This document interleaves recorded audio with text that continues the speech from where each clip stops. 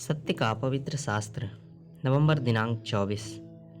हमारा हृदय उसके कारण आनंदित होगा क्योंकि हमने उसके पवित्र नाम का भरोसा रखा है। भजन संहिता 33 का 21 पद। यहोवा के द्वारा जो हमारी ढाल है, बचाए जाने और सभी परिस्थितियों में सुरक्षित रखे जाने वाले लोग ही यह कह सकते हैं कि उनका हृदय उसके कारण आनंदित है, जो केवल भौतिक पदार्थों के लिए यहोवा पर भरोसा रखते हैं। उनके पास केवल मानसिक आनंद होगा, जो भौतिक दान और वरदान जैसे कि पैसा, सोना और संपत्ति प्राप्त होने पर उनको मिलता है, परंतु नहीं मिलने पर वे दुखी और नाराज होकर चले जाते हैं। प्रियो, हम किस प्रकार के विश्वासी हैं, आत्मिक या शारीरिक? यह बात को हमें ध्यान से परख लेना चाहिए। पौलुस प्रेरित कहता है कि 1 कुरिन्थियों 15 अध्याय का 19 पद में, यदि हम केवल इसी जीवन में मसीह से आशा रखते हैं तो हम सब मनुष्यों से अधिक अभागे हैं।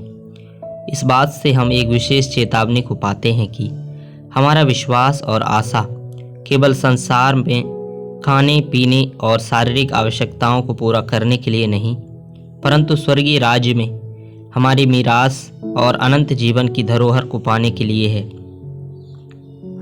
जो लोग यह बात कहते हैं और प्रकट करते हैं कि वे एक स्थिर नींव वाले नगर और अपने स्वदेश जो स्वर्ग पर है और प्रभु यीशु मसीह में है और उसको वो अपने साथ में लेकर के आएंगे, इब्रानियों की पत्री 11 अध्याय का 10 और 14 पद, क्योंकि वह उस स्थिर नींव वाले नगर की बाट जोहता था जिसका रचने वाला और बनाने वाला परमेश्वर है।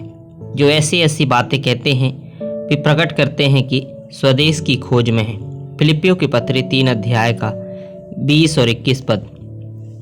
पर हमारा स्वदेश स्वर्ग पर है और हम एक उद्धारकर्ता प्रभु यीशु मसीह के यहाँ से आने की बाट जोह रहे हैं। वह अपनी शक्ति के उस प्रभाव के अनुसार जिसके द्वारा वह सब वस्तुओं को अपने वश में कर सकता है, हमारी दीनहीन देह का रूप बदलकर अपनी महिमा की देह के अनुकूल बना देगा।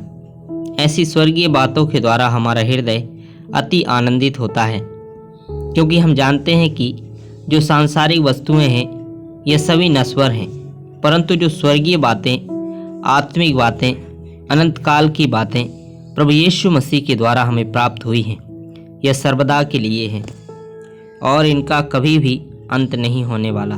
और इसलिए हमारा हृदय आत्मिक आनंद से भर जाता है, जो स्वर्ग से उतरकर हमारे हृदय में उंडेला जाता है। हम परमेश्वर के लिए आभारी, धन्यवाद और कृतार्थ होकर उसकी आराधना करते हैं, उसकी उपासना करते हैं, उसकी प्रशंसा करते हैं, उसके पवित्र नाम का जय जयकार करते हैं।